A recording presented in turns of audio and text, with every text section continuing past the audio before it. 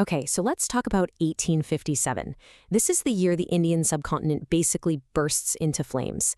A massive rebellion erupts, and it's going to rattle the British Empire right down to its core and completely change the course of history. It is a wild story about power, symbols, and a desperate fight for the future. And you know what? It all kicks off in one city on one very specific, very fateful day.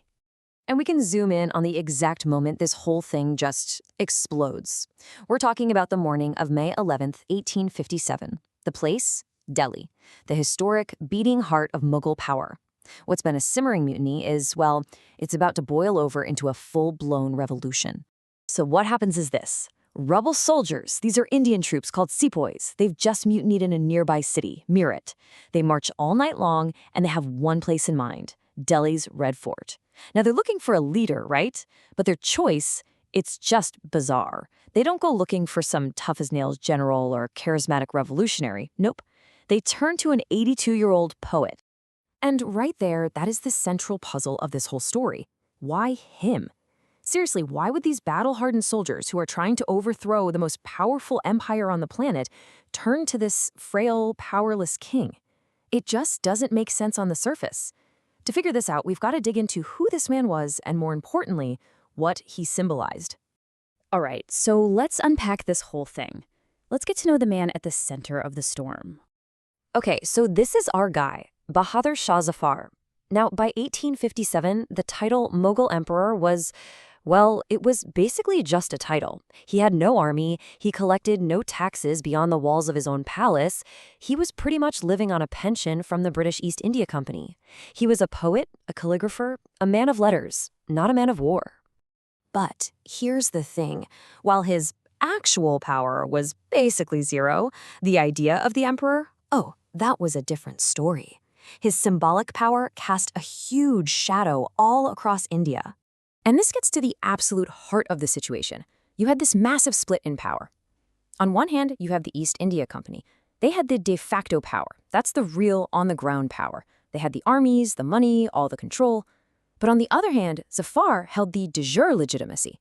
In the minds of millions of people, he was still the true emperor of India, the Shah-i-Hind. And the British, they were just seen as, guys running the administration for him.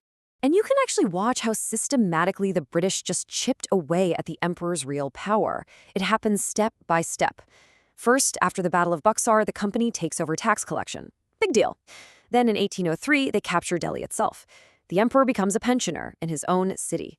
Then come the symbolic hits. They take his name off the coins, and they stop the tradition of giving him a token tribute called a nazar. It was death by 1,000 cuts. But, and this is where it gets really weird, check out this paradox. In 1837, when Zafar's dad dies, what does the company do? They order an 82-gun salute, one for every year of his life.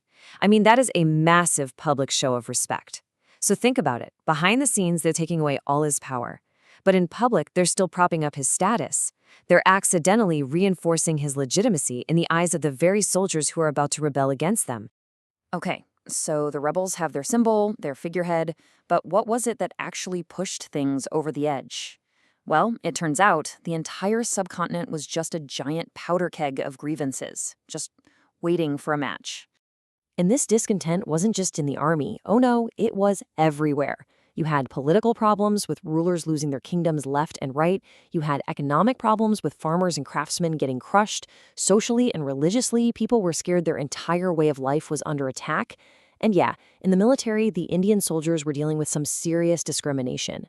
One of the biggest political issues was something called the doctrine of lapse. And honestly, most people saw it for what it was, a blatant land grab. The rule was, if an Indian ruler died without a direct male heir, the company could just absorb their kingdom. Poof, gone. They completely ignored ancient traditions of adopting an heir. So what happens? You end up with a whole bunch of really angry, powerful nobles who've lost everything, including one very, very famous queen we'll get to later. And then you get the final spark, the one that lights the whole powder keg. It's all about a new rifle, the Enfield rifle. To use it, soldiers had to bite open a paper cartridge. And a rumor starts to spread, a rumor that turned out to be totally true, that the grease on these cartridges was made from cow and pig fat.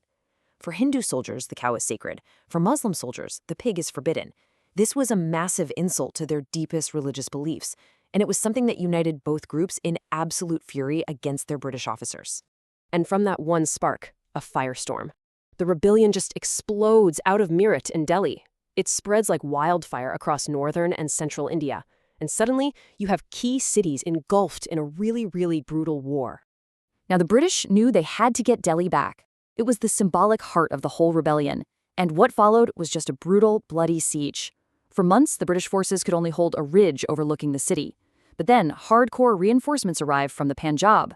They bring up the heavy artillery, blast through the city walls, and then it's a solid week of vicious street-to-street fighting. It was an absolute meat grinder. But in the end, the city fell back into British hands. I have to be clear here. This war was incredibly ugly, with horrific atrocities committed by both sides. Take what happened in the city of Kanpur.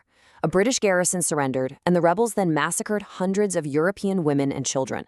The stories that came out of there fueled this terrible desire for revenge among the British troops. One officer wrote about what he saw, saying, "The place was literally running ankle-deep in blood, poor little children's shoes lying here and there."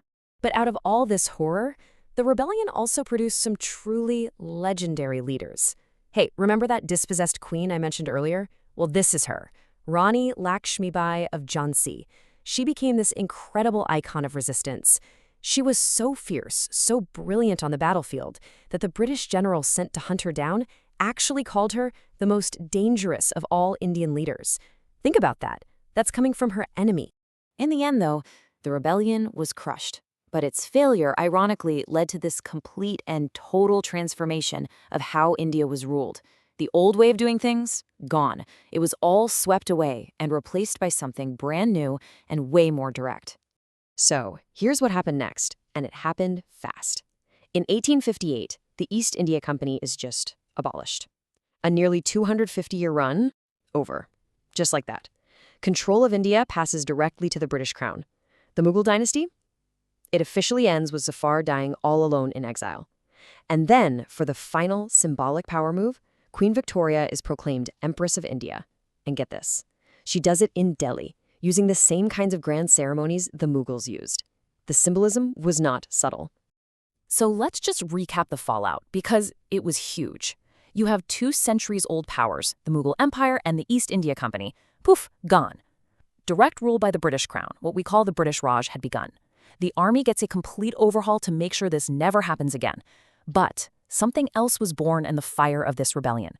Through this shared struggle, the seeds of a new idea began to grow, the idea of a single, unified Indian nation.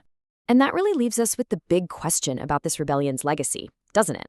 What was it, really? Was it just the last violent gasp of an old, dying empire? Or was it the first breath of a new nation? Was this the violent birth of modern Indian nationalism? A moment that, even though it failed, arguably set the stage for the long, long fight for independence that was still to come.